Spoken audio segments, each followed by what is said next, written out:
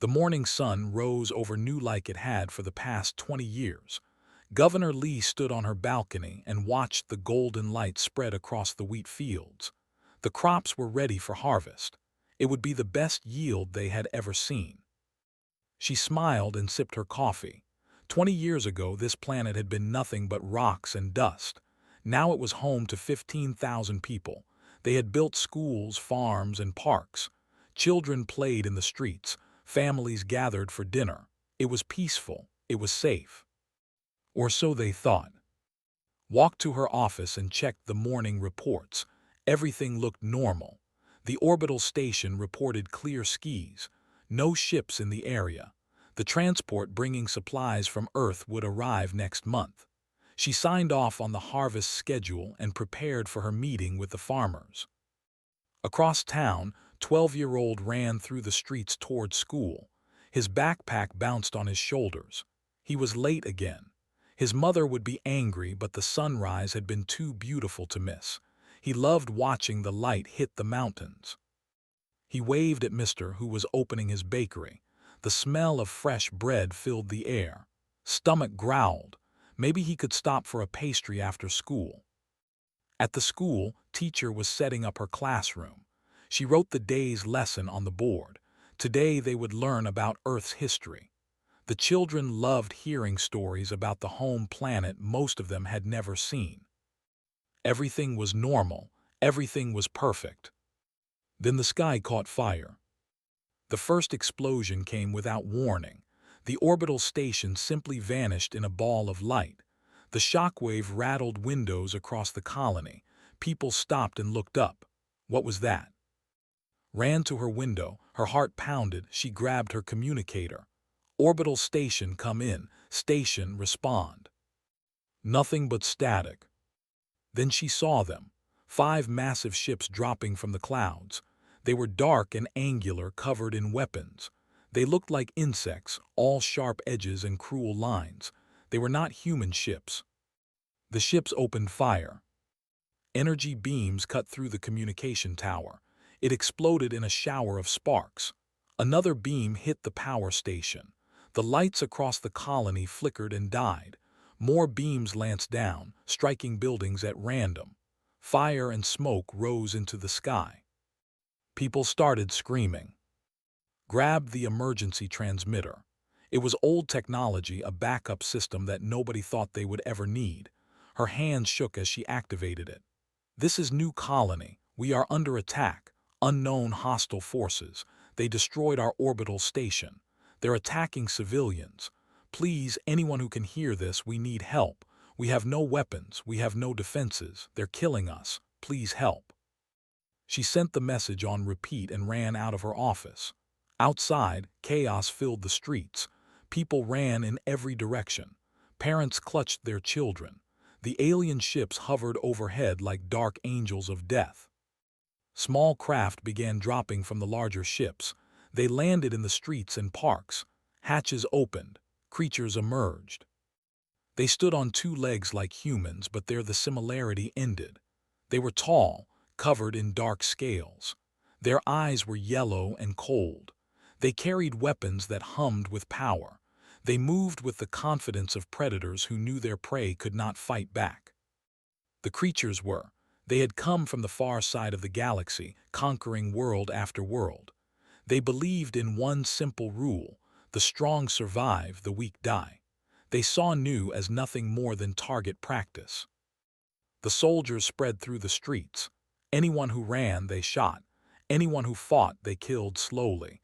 Anyone who begged for mercy received none. They moved through the colony like machines, efficient and emotionless. Teacher tried to hide her students in the classroom. She locked the door and told the children to be quiet. They huddled under desks, crying softly. When they broke down the door, she stood in front of her students with her arms spread wide. "Please," she said, "they're just children." The soldier looked at her for a moment. Then he raised his weapon and fired. Fell. The children screamed. The soldier stepped over her body and continued firing. Across town, his parents pushed him into the basement of their home. "Hide," his father said. "Don't come out no matter what you hear." But, Hyde, his mother kissed his forehead. We love you. They closed the basement door, heard them push furniture over it. Then he heard voices speaking in a strange language. His parents shouted. There were sounds of fighting, then energy weapons fired, then silence. Pressed his hands over his mouth to keep from crying out. He was not alone in the basement. 30 other people had hidden there too. They all stayed silent, barely breathing, as the sounds of death came from above. The attack lasted 3 hours. When it was over, the ships lifted off and disappeared into space. They left behind a burning colony. Smoke filled the air. Buildings collapsed. Bodies lay in the streets. Of the 15,000 people who had called new home, fewer than 800 survived. They had hidden in basements, in storage facilities, in underground water tanks. They had stayed silent while their neighbors died above them. Governor Lee was among the survivors. She had hidden in a maintenance tunnel beneath her office. When she finally emerged, covered in dust and ash, she walked through streets she no longer recognized. Everywhere she looked, she saw death. She found the emergency transmitter still working, still sending her message into space. Please help, it repeated. Please help, please help. She fell to her knees and wept. 3 days away, Captain sat on the bridge of his ship, the EDF Indomitable. It was a carrier, one of the largest ships in the Earth Defense Force. He was on routine patrol, checking the outer colonies. It was boring work. Nothing ever happened out here. Then the communication officer's head snapped up. Sir, I'm picking up a distress call. It's bad. Listen to the message. Governor Lee's voice, desperate and afraid. The words made his blood run cold. They're killing us, please help. He looked at his executive officer, Commander Park. She met his eyes. They both knew what this meant. The nearest reinforcements were 5 days away. The attack was 3 days old. Everyone on Nu was probably already dead. Set course for Nu, said. Maximum burn, sound battle stations. Sir, said quietly, we should wait for backup. We don't know what we're facing. We know enough. People are dying. We're going. The Indomitable's engines flared to life. The ship turned and accelerated toward Nu. Behind it, 3 escort destroyers followed. It was not a large force, but it was all the help that was coming. Stood and walked to the forward viewport. Somewhere ahead in the darkness, people were suffering. He did not know if they would arrive in time to save anyone, but he knew one thing with absolute certainty. Whoever had attacked Nu was going to pay. The Indomitable raced through space, pushing its engines to the limit. In the crew quarters, soldiers checked their weapons and armor. In the fighter bays, pilots climbed into their cockpits. Everyone knew what they might find when they arrived. Nobody was prepared for what they would actually see. The journey took 3 days. 3 days of not knowing. 3 days of hopping they would not be too late. 3 days of preparing for the worst. They had no idea how much worse it would be. The Indomitable dropped out of faster-than-light travel at the edge of the new system. Captain stood on the bridge, his hands gripped tight behind his back. The main screen showed the planet ahead. Even from this distance, he could see something was wrong. Report, he said. The sensor officer, a young man named, stared at his screen. His face was pale. Sir, I'm detecting debris in orbit. Large pieces. It looks like their orbital station was completely destroyed. I'm also reading multiple fires on the surface. Large-scale destruction. Felt his jaw tighten. Any ships? Scanning now. Yes, sir, I have 5 contacts. They're in high orbit, unknown configuration, not human designs. Battle stations, bring us in slow, weapons ready. The Indomitable moved forward. Its 3 escort destroyers spread out in formation. In the fighter bays, pilots strapped into their cockpits and ran through pre-flight checks. The entire ship hummed with tension. Commander Park stood beside. She had pulled up a tactical display. Those ships are big, bigger than our destroyers if they're hostile. They're hostile, said. They wouldn't still be here if they weren't. As they got closer, the main screen showed new and terrible detail. Smoke rose from a dozen locations. Entire sections of the main city were burning. The communication tower was gone. The power station was destroyed. Bodies lay in the streets, visible even from orbit. Felt something cold settle in his stomach. He had seen combat before. He had seen people die. But this was different. This was not a battle. This was a massacre. "Sir," the communication officer said, "we're being hailed. It's coming from one of those ships." "Put it through." The screen changed. A face appeared. It was not human. The creature had scales, yellow eyes, and a mouth full of sharp teeth. It looked at with something like amusement. When it spoke, the translator turned its words into flat, emotionless English. "Human vessel, you have entered territory. Surrender your ship or be destroyed like the colony below." Stared at the creature. He thought of the bodies in the streets, the burning buildings, the desperate distress call. He thought of 15,000 people who had only wanted to farm in peace. "This is captain of the Earth Defense Force ship Indomitable. New is a human colony. You have attacked civilians. You have committed an act of war. Surrender now and prepare to be taken into custody." The commander laughed. It was an ugly sound. "Humans, so weak, so stupid. We killed your people because we could, because you cannot stop us. Now we will kill you too." The screen went dark. "All ships," said quietly, "fire at will. Show them what humans do to murderers." The Indomitable's weapons blazed to life. Energy beams and missiles shot across space toward the ships. The escort destroyers opened fire as well. Fighters launched from the carrier's bays, screaming toward the enemy. The ships returned fire, but they were slow to respond. They had expected the humans to surrender or run. They had not expected this fury. The first ship took a missile hit to its engine section. It exploded in a ball of fire. The second ship tried to turn, but human fighters swarmed it, firing rockets and energy weapons at close range. Its shields failed. Its hull tore open. The battle lasted 20 minutes. When it was over, all 5 ships were destroyed. The Indomitable had taken minor damage.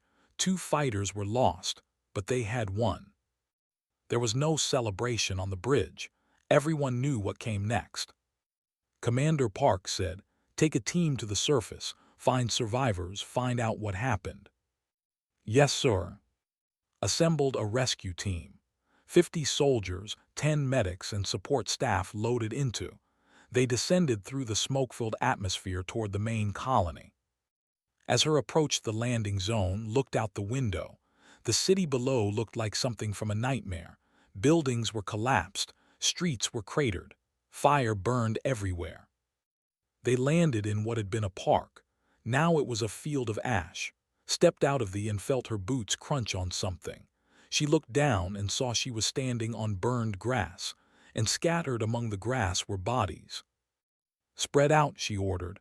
"Look for survivors. Medical teams set up a triage station here."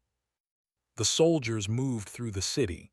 What they found was worse than any of them had imagined. They had not just attacked military targets. They had deliberately targeted civilians, schools, hospitals, homes. One soldier found a playground. The swings still moved in the wind. Small bodies lay beneath them. The soldier turned away and vomited. Another team found what had been a hospital. They had executed everyone inside, patients in their beds, doctors trying to treat the wounded, even the injured who could not have possibly fought back. Walked through the streets with her rifle ready, though she knew there were no enemies left to fight. She saw a bakery with its windows shattered. Inside, the owner lay dead behind the counter. Bread was still in the ovens, burned black. She heard her communicator crackle. "Commander, this is Team 3. We've found something, survivors." Ran to the coordinates. Team 3 had found a large storage facility built into the ground. The entrance was hidden beneath rubble. Inside, 32 people huddled in the darkness. They were alive. "It's okay," said, kneeling down. "We're from Earth, we're here to help." The survivors stared at her with hollow eyes. A woman stepped forward. She was covered in dust and dried blood. "Are they gone?" she whispered. "The monsters, are they gone?" "Yes, they're gone. We destroyed them." The woman started crying. Others joined her. Some laughed. Some just stared. They had been hiding in the dark for 3 days, not knowing if help would come, not knowing if they would find them. Over the next 6 hours, rescue teams found more survivors. They came out of basements, underground tunnels, water tanks, anywhere they could hide. Most were injured. All were traumatized. The total count was devastating. Of 15,000 colonists, only 793 survived. More than 14,000 dead. Most killed in the first few hours of the attack. Found Governor Lee in the ruins of the government building.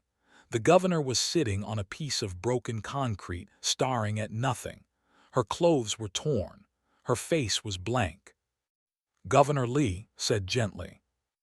Looked up slowly. "You came. I didn't think anyone would come." "We came as fast as we could.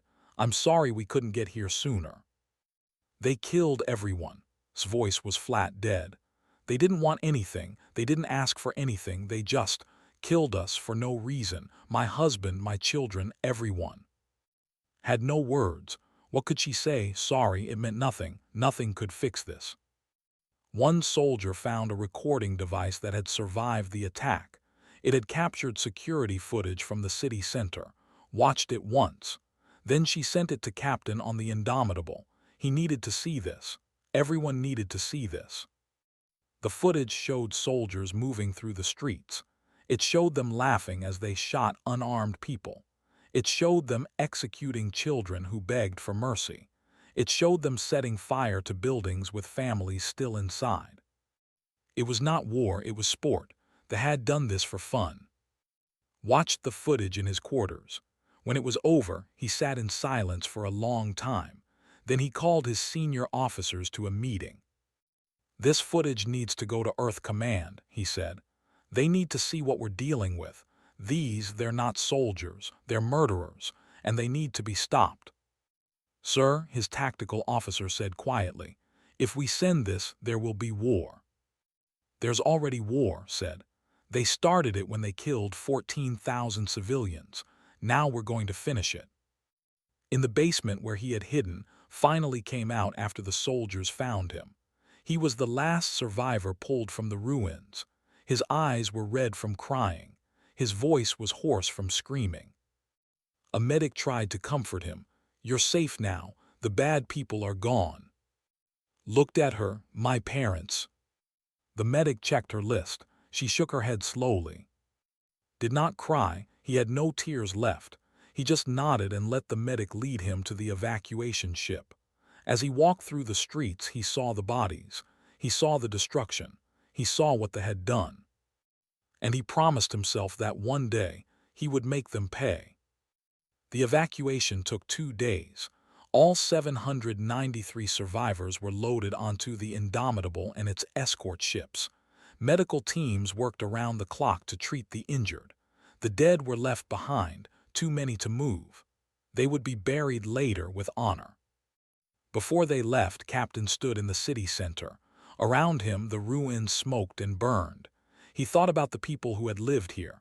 Farmers, teachers, children, innocent people who had wanted nothing but peace. He looked up at the sky where the ships had been, where they had died. "This isn't over," he said quietly, "not by a long way." The Indomitable and its convoy turned and jumped to faster-than-light travel, carrying the survivors home. Behind them, New burned. On Earth, the footage from New reached military headquarters. It was classified immediately, shown only to the highest levels of government and military command. But it was too late. Copies had already spread. Within hours, every human colony had seen it. The images of murdered children, the laughing soldiers, the burning city. Humanity had been content to stay in its own corner of space, trading peacefully with alien species, avoiding conflict. But that was before someone had attacked the defenseless. Now everything would change. The footage from Nu spread across human space like a wildfire. Every colony, every station, every ship saw it. People watched soldiers murder children. They saw families begging for mercy and receiving none. They saw an entire community destroyed for sport. The reaction was instant and universal: rage. On Earth, crowds gathered outside government buildings demanding action. On Mars, volunteers lined up to join the military. On every human colony, people looked at the stars and wondered if they would be next, if monsters could come from space and kill with impunity. The Earth government called an emergency session. Representatives from every human colony attended via hologram. The debate lasted less than an hour. The vote was unanimous. The Empire had committed an act of genocide. Earth's response would be total and without mercy. Find the fleet responsible. Destroy it. Make sure everyone in the galaxy knew what happened when you attacked defenseless humans. Admiral Menu was given command of the Retribution Fleet. He was a career officer, 60 years old, with gray hair and cold eyes. He had fought in every major human conflict for the past 30 years. He was known as a brilliant tactician and a man who never forgot a slight. When they told him what his mission was, he simply nodded. How many ships? As many as you need. They gave him 20 capital ships, 50 destroyers, 5 carrier groups, and the newly finished dreadnought Retribution. It was the largest human fleet ever assembled, more firepower than had ever been concentrated in one place. Captain was promoted to Rear Admiral and given command of the Vanguard. His ship, the Indomitable, would lead the attack. He accepted the promotion without emotion. He had one job now: make the pay. Commander Park was made his chief tactical officer. She spent her days studying everything they had learned about their technology, their tactics, their psychology. She learned that they valued strength above all else. They despised weakness. They had conquered a dozen species and enslaved or exterminated them all. They think we're weak, she told. They think because we try to be peaceful we can't fight. Then we'll teach them otherwise. The fleet needed a target. They had destroyed the ships at Nu, but those were just scouts. The main fleet was somewhere else. Finding them was job. She interrogated the one they had captured alive. His ship had been crippled but not destroyed. He was arrogant even in captivity, mocking humans, promising that his people would exterminate Earth. Did not torture him. She did not need to. She simply played the security footage from Nu. She made him watch as his people murdered children.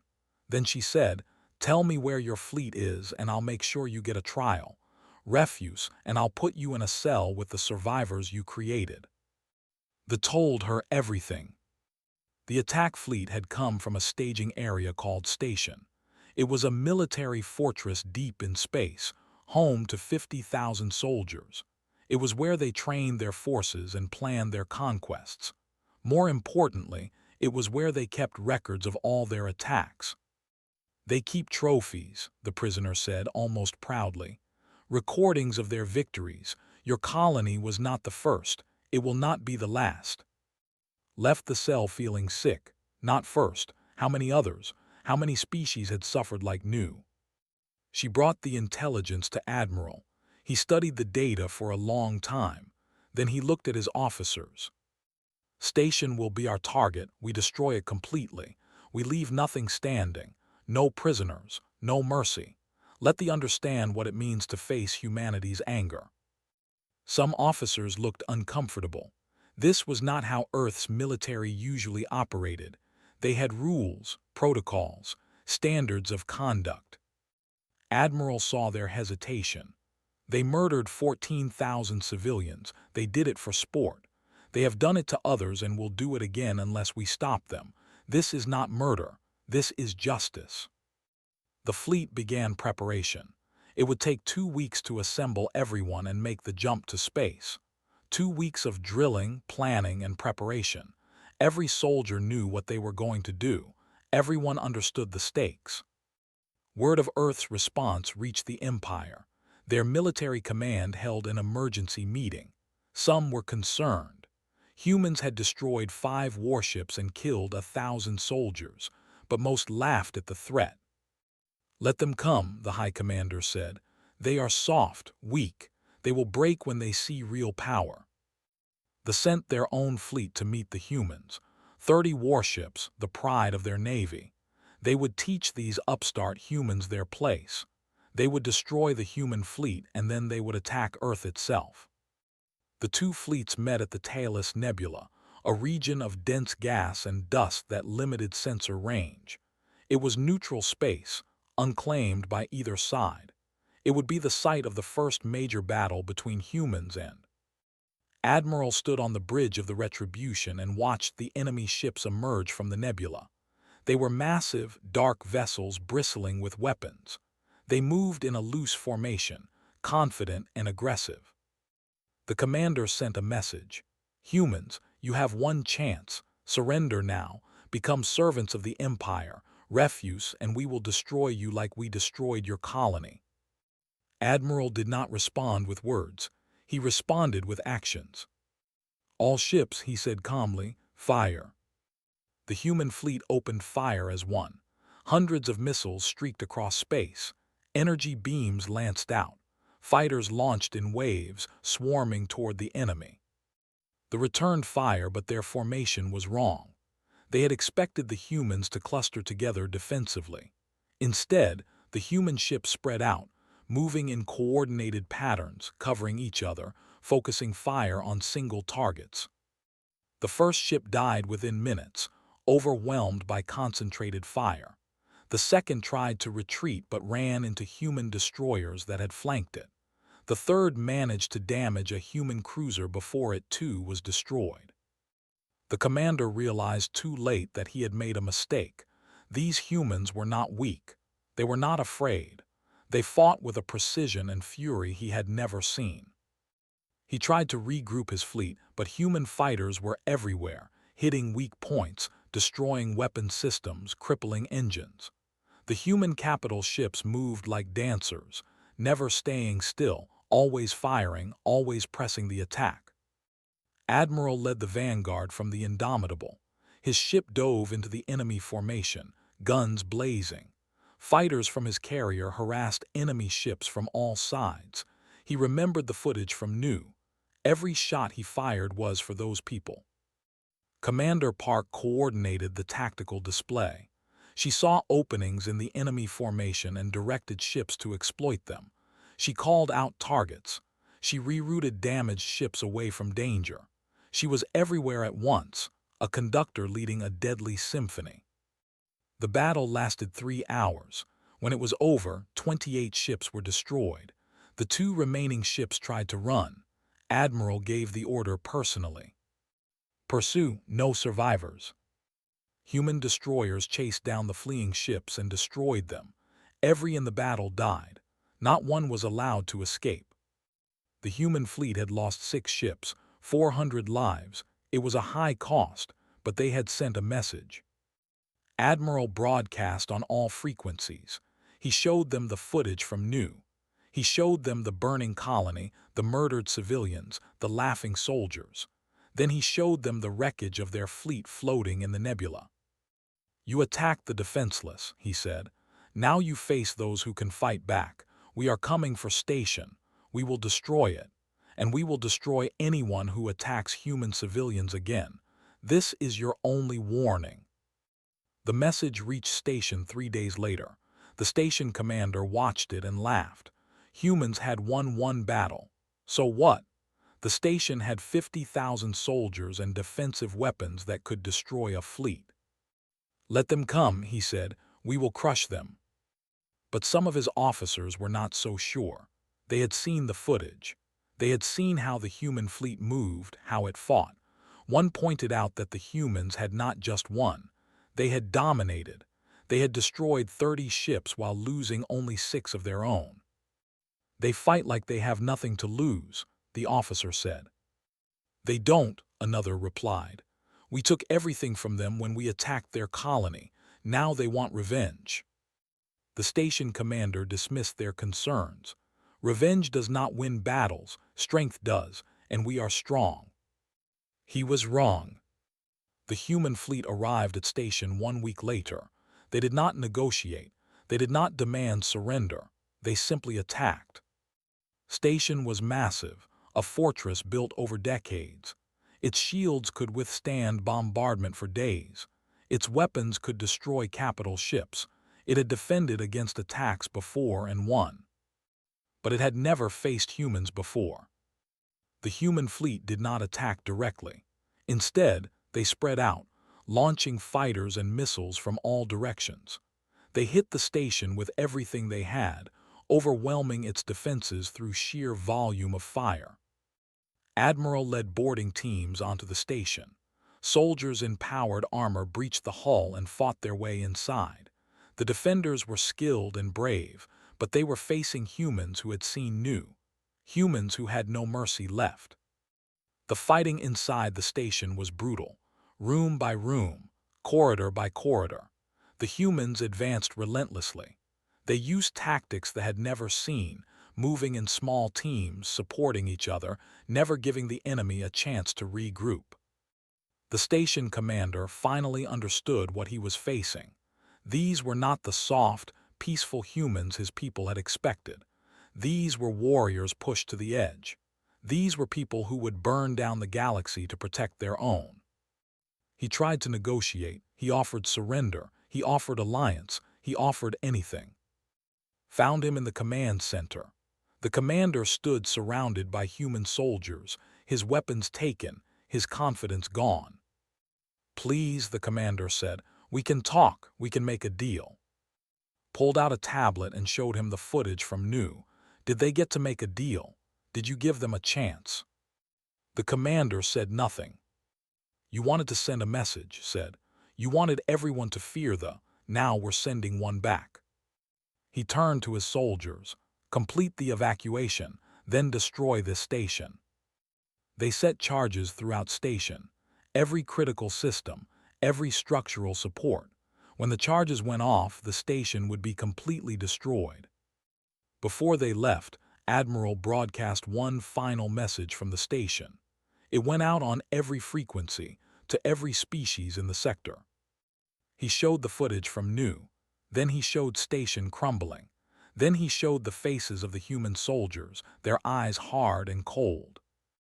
This is what happens when you attack the defenseless. Humanity will find you. Humanity will stop you. No matter how far you run, no matter how strong you think you are, touch our civilians and we will show you no mercy. The human fleet. Behind them, station exploded, a new star burning briefly in the darkness of space. 50,000 died. Not one escaped. Across the galaxy, species watched and learned. The humans, those peaceful traders and explorers, had teeth after all, and when provoked, they bit hard. The destruction of station sent shockwaves through the galaxy. News traveled fast in space. Within days, every species knew what had happened.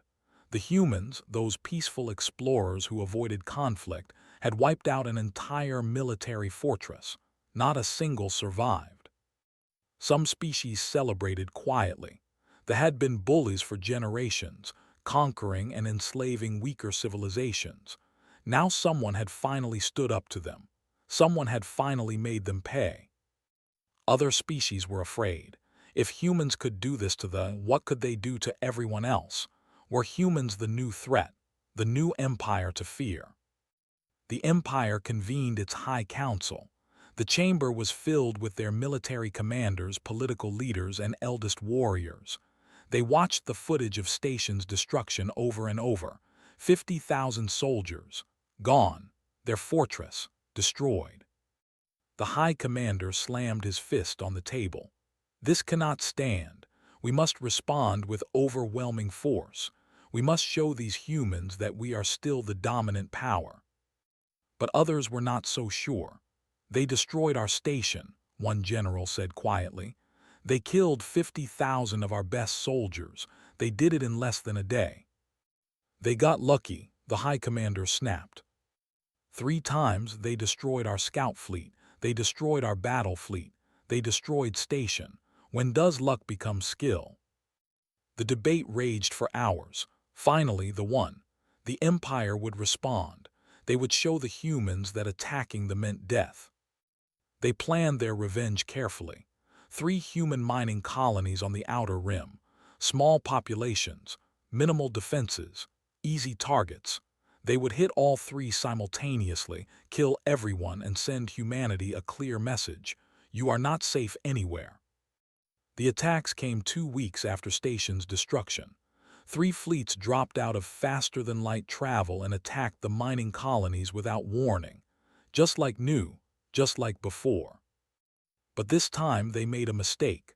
The colonies had been reinforced. After Nu, Earth had sent defense platforms and ships to every vulnerable colony. When they attacked, they ran into prepared defenses. The battles were fierce but short. They managed to destroy 1 defense platform and damage several ships. They killed 2,000 civilians before the human forces drove them off. The fleets retreated, thinking they had sent their message. They were wrong. On Earth, the government received news of the attacks. The reaction was not fear or hesitation. It was cold, calculated fury. They had learned nothing. They had to be taught a lesson they would never forget. Total mobilization, the Earth president said. Every shipyard, every factory. We build ships until there are no more left to threaten us. The order went out across human space.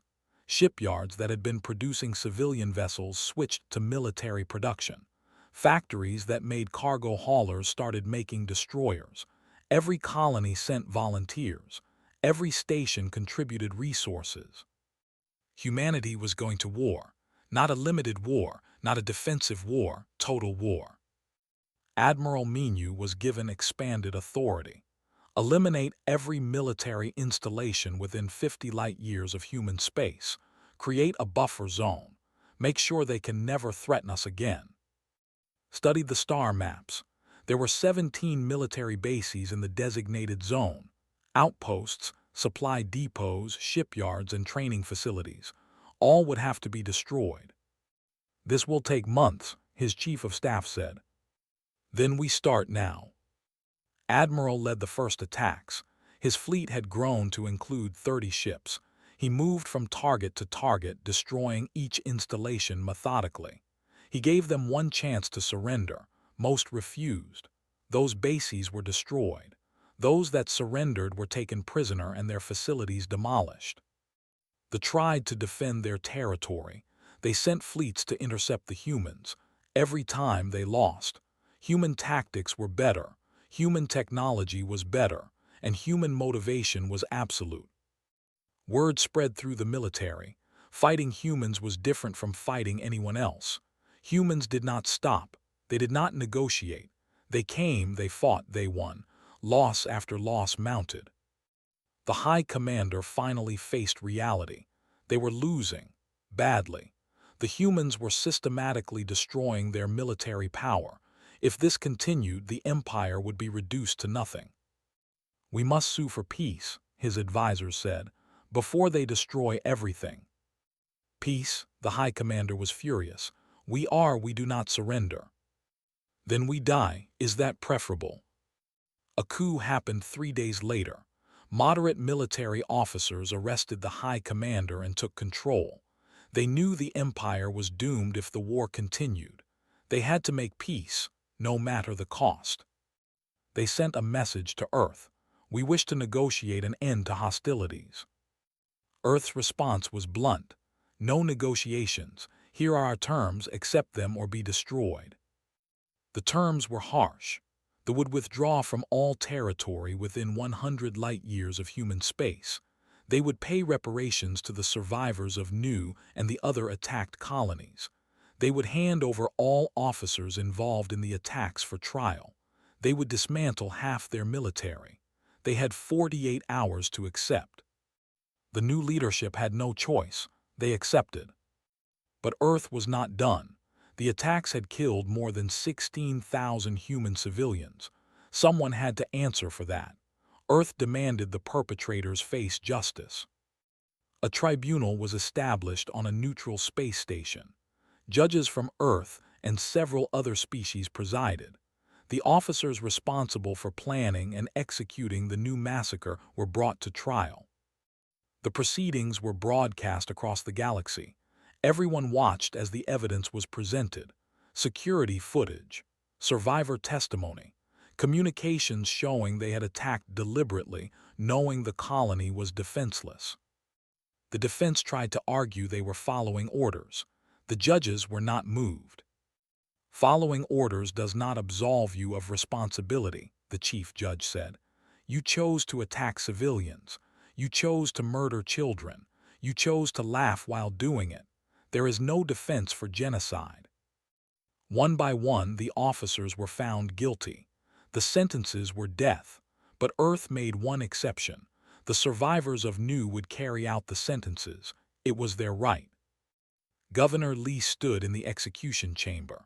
Before her stood the officer who had led the ground assault on her colony, the one who had personally ordered the massacre at the school where her children died.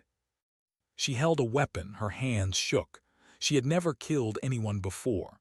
She was a governor, a civil servant, a mother, but her children were dead. Her husband was dead. Her entire world was dead. The officer looked at her with contempt. You are weak. You will always be weak. Thought of her children's faces. She thought of their last moments, crying for her while monsters killed them. She thought of 14,000 people who had trusted her to keep them safe. She pulled the trigger. The other executions followed. Now 16 years old and serving in the military, was offered the chance to execute one of the soldiers. He accepted. He did not cry. He did not hesitate. He simply did what needed to be done. With the trials complete, Earth turned to rebuilding. Nu was reconstructed, but it was different now. A massive memorial stood in the center of the main city. A wall of names. 14,207 names. Every person killed in the attack. The colony was also heavily defended now. Orbital platforms, ground-based weapons, a permanent military garrison. Nu would never be defenseless again. No human colony would. The buffer zone was complete. Every military installation within 100 light-years of human space was destroyed or captured. The Empire, once powerful and feared, was reduced to a shadow of itself. But Earth did not stop there. They had learned something during the war. The galaxy was full of predators, species that preyed on the weak. They were not unique. They were just the first to attack humans. Earth's government made a decision. From now on, humanity would be the protector. Any species under attack could call for help. Earth would respond. The galaxy needed someone to stand up to bullies. Humanity would be that someone. Admiral was made the commander of the new Protectorate fleet. His mission was simple: patrol the galaxy, respond to distress calls, protect the defenseless. Why? One of his officers asked. Why protect aliens? They're not our people.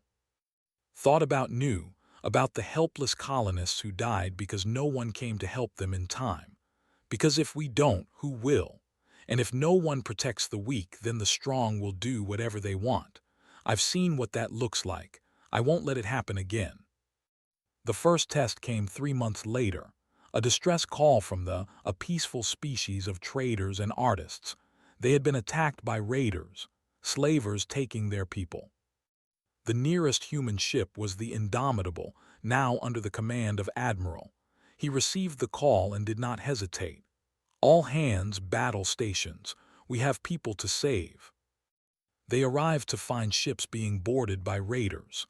The raiders were not, but they operated the same way. Attack the weak. Take what you want. Gave them one warning. Release thee and surrender. You have 60 seconds. The raiders laughed and kept boarding. They thought humans were bluffing. They were wrong. The Indomitable opened fire. Human fighters swarmed the raider ships. The battle was over in minutes. Every raider ship was destroyed. Every captive was freed. The captain, a being covered in blue fur with large eyes, approached after the rescue. Why did you help us? We cannot pay you. We have nothing you need. You needed help, said simply, that's enough. Word spread. Humans would respond to distress calls. Humans would fight to protect others. Species that had been victims for generations suddenly had hope. More calls came. A farming colony under pirate attack. A research station threatened by an aggressive neighbor. A refugee ship fleeing persecution. Every time, human ships responded. Every time they drove off the aggressors. Some species tried to test humanity's resolve. They attacked colonies, thinking humans would not travel far to help strangers. They were wrong. Human ships appeared, fought, and won. The message became clear: attack the defenseless anywhere and humanity responds. The galaxy changed. Piracy decreased. Raids on weak colonies stopped. Aggressive empires thought twice before attacking their neighbors, because everyone knew that if they did, humans would come. And humans, once provoked, showed no mercy. On New, the colony thrived again. The population grew as new colonists arrived. They came knowing the history, knowing what had happened. But they also knew they were safe now. Earth would not let it happen again. Stood at the memorial wall, now a young officer in the Protectorate fleet. He touched his parents' names carved in stone. I'm shipping out tomorrow, he said quietly. First assignment, I'll make you proud. The wind blew across the memorial. 14,000 names, a reminder of what had been lost, and a promise of what would be protected. Somewhere in space, a distress call went out, and somewhere a human ship changed course to respond, because that was what humans did now. They protected the defenseless, without mercy for those who preyed on the weak, without hesitation for those who needed help. The galaxy had learned its lesson, and humanity had found its purpose. 5 years after the New Massacre, the galaxy was a different place. The war with the had reshaped everything. Humanity had gone from peaceful explorers to the sector's primary military power. The change had been swift, brutal, and absolute. Admiral Menu stood on the observation deck of his flagship, the EDF Guardian. Through the viewport, he could see a dozen ships from the Protectorate fleet conducting exercises. Destroyers, carriers, cruisers, all human, all powerful, all ready. His second-in-command, Captain Boranam, joined him at the window. She was young, only 35, but she had fought in the war from the beginning. She had been at Noose Rescue. She had seen things that still haunted her dreams. "Sir, we have another request for assistance," she said. "They are reporting raids on their outer colonies. They're asking if we can send ships." Nodded. "Deploy the 4th Fleet. Tell Admiral to handle it personally." "Yes, sir." There were a species of peaceful farmers, much like humans had been before New.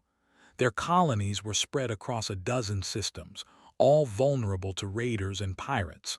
Before the war, they had simply accepted the losses. It was the way of the galaxy. The strong took from the weak. Not anymore. Admiral received his orders and smiled grimly.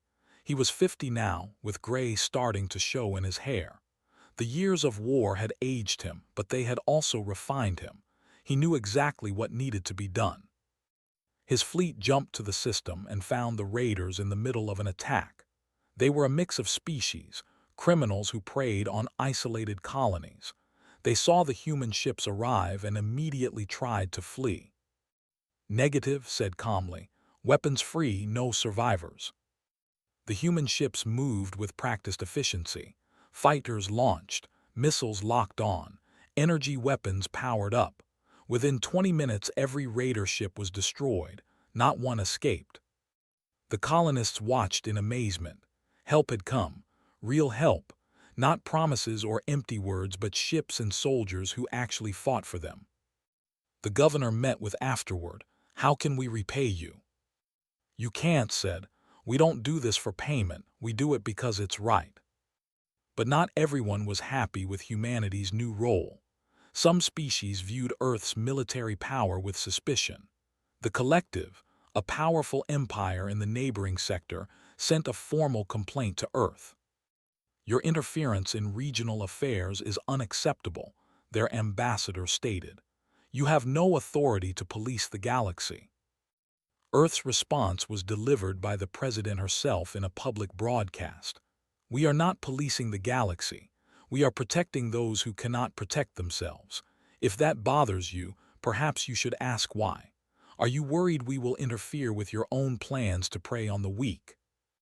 The ambassador had no good answer to that. Life on Nu had returned to something resembling normal. The colony now had 30,000 residents, double its pre-war population. New buildings stood where the old ones had burned. New farms spread across the valleys. Children played in the parks. But the memorial remained. Every day people visited the Wall of Names. 14,207 victims. No one forgot. The past was always present. Governor Lee, now in her 60s, still led the colony. She had rebuilt her life, though she never had more children. How could she, when her first family lay dead in the ground? She walked through the city every morning, greeting people, checking on projects, ensuring the colony thrived. She smiled at children, helped elders, listened to concerns. But at night, alone in her quarters, she still cried. Some wounds never healed. Now 21, served aboard the Indomitable as a lieutenant. He had risen quickly through the ranks, driven by a need to prove himself, to honor his parents' memory. He was good at his job, methodical, precise, emotionless in combat. Too emotionless, his commanding officer sometimes worried. But then again, most veterans of the war were like that. They had seen too much, lost too much. They functioned well, but something inside them was broken. The Empire struggled in the aftermath of the war. They had lost half their military, been forced to pay crushing reparations, and withdrawn from dozens of systems. Their economy collapsed. Their government fractured. Some wanted revenge. They formed resistance cells, conducted terrorist attacks against human targets. But Earth's response was always the same, swift and total. Every attack was traced back to its source. Every cell was eliminated. Others accepted the new reality. They worked to rebuild their society, to change their culture of aggression. It was slow work. Generations of teaching that the strong should dominate the weak were not erased easily. Young who had never known war started asking questions. Why had their leaders attacked Nu? What had they hoped to gain? Was it worth 50,000 dead soldiers and the destruction of their empire? The old had no good answers. One scholar, a female named, began studying human culture. She wanted to understand how a peaceful species had become such effective warriors. What she found surprised her. "Humans don't glorify war," she wrote in her paper. "They hate it, but they have something we never developed, protective instinct for the defenseless. They will endure any cost to protect their own and those they see as victims. This is not weakness. It is the most dangerous kind of strength." Her paper was controversial among her people. Some called it propaganda. Others read it and wondered if she was right. Maybe the old ways were wrong. Maybe strength was not just about dominating others. Meanwhile, humanity continued building its defense network. Every colony received protection. Every station had ships nearby. The days of defenseless settlements were over. But the expansion came at a cost. The military budget consumed enormous resources. Ships and soldiers had to be maintained. Bases had to be supplied. Some Earth politicians began questioning the policy. "Why are we protecting aliens?" they asked. "Why should human taxes pay for other species' defense?" The debate raged in Earth's Congress. Finally, they held a vote. Should humanity continue its role as galactic protector, or should it withdraw to defend only human space? The survivors of Nu were invited to testify. Governor Lee stood before the Congress and spoke quietly. "We called for help. For 3 days we wondered if anyone would come, if anyone cared that we were dying. Captain came. He saved 800 of us. If he had arrived 1 day earlier, maybe more would have lived. If he had not come at all, we would all be dead." She looked at the congressmen. Now other species send the same desperate calls we sent. They wonder if anyone will help. If we ignore them because they're not human, what does that make us? Are we really any better than the? The vote was not even close. Humanity would continue its protection of the defenseless. It was who they were now, who they had to be. Years passed. The Protectorate fleet grew. More species joined what became known as the Defensive Alliance. They contributed ships and resources, but Earth remained the primary military power. Incidents still occurred. Raiders still attacked. Aggressive empires still tested boundaries. But every time, human ships responded. And every time, the aggressors learned the same lesson. Attacking the defenseless brought swift retaliation. A new generation grew up knowing this reality. Young humans joined the military not for glory or conquest, but to protect others. The culture shifted. Humanity defined itself not by what it conquered, but by what it defended. Admiral eventually retired. He had served for 30 years, fought in 100 battles, saved countless lives. At his retirement ceremony, he stood before a crowd of officers and gave a short speech. "I was not a good man when I started," he said. "I followed orders, I did my duty, but I did not truly understand what that meant until new. Standing in those ruins, seeing what happened when no one came to help, I learned what our purpose really was. Not to fight wars, not to build empires, but to make sure that when someone calls for help, someone answers." He looked at the young officers. "That is your duty now. Answer the call, every time, no matter how far, no matter the cost, because somewhere someone is depending on you to come." The audience stood and applauded. Many cried. They all understood. On New, the colony celebrated its 25th anniversary of Reconstruction. 50,000 people lived there now. The farms were productive. The schools were full. Life had returned. The memorial ceremony was held as it was every year. People gathered at the Wall of Names. They read the names aloud, every single one. It took hours, but no one complained. No one left early. These names were sacred.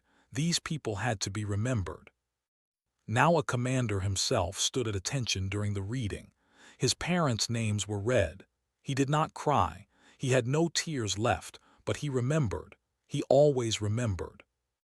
After the ceremony, a young girl approached him. She was 8 years old, born after the massacre. She did not remember the attack, but she knew the stories. "Commander," she said shyly, "my teacher says you survived, that you were there." Nodded. "What was it like?" He thought about how to answer. How do you explain to a child what it was like to hide in a basement while your parents died above you? How do you describe the silence after the screaming stopped? "It was dark," he said finally, "and I was scared, but I knew someone would come. I had to believe that, and someone did come. The ships came and they saved us. That's why I joined the military, so I can be the one who comes when others are scared and hiding in the dark." The girl nodded solemnly. "I want to do that too, when I grow up." "Then study hard, train hard, and remember why we do this. To protect people. To protect everyone." Far across the galaxy, a distress call went out. A small colony of artists and musicians, a species called the, was under attack by slavers. They had no weapons, no military. They only had their art and their hope. The nearest human ship was the Indomitable, now under the command of Captain Song, one of his former students. He received the distress call and immediately changed course. "All hands to battle stations," he ordered.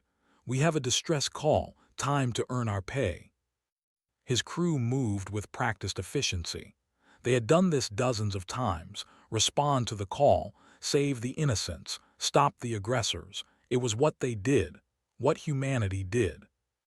The Indomitable jumped to faster-than-light speed, racing toward the colony. In the crew quarters, young soldiers checked their weapons and armor. In the fighter bays, pilots ran pre-flight checks. On the bridge, officers plotted tactical solutions. They all knew their jobs. They all knew why they were doing this. Because once a colony called New had called for help, and though help came too late for most, it did come. That changed everything. Now, when anyone in the galaxy called for help, humanity answered, without hesitation, without mercy for those who preyed on the weak, with absolute dedication to protecting the defenseless. It was humanity's purpose, born from tragedy, forged in war, maintained through vigilance. The galaxy had learned its lesson. Attack the defenseless and humanity would find you. It did not matter how far you ran. It did not matter how powerful you thought you were. Humanity would come, and humanity would make you pay. This was not boasting. It was not a threat. It was simply truth, a fact of the universe as real as gravity. The Indomitable dropped out of faster-than-light travel at the edge of the system. Ahead, they could see the slaver ships attacking the colony. Captain Song gave the order calmly, as if ordering coffee. Weapons free, protect the colony, no survivors among the slavers. The ship surged forward, weapons charged, fighters launched. Once again, humanity went to war, not for conquest, not for glory, but to protect those who could not protect themselves. Because that was what humans did now. That was who they had become, and nothing in the galaxy would change that. In the memorial garden on New, the wind rustled through the trees planted in honor of the dead. 14,207 names carved in stone, a reminder of what was lost, and a promise of what would be protected. Forever,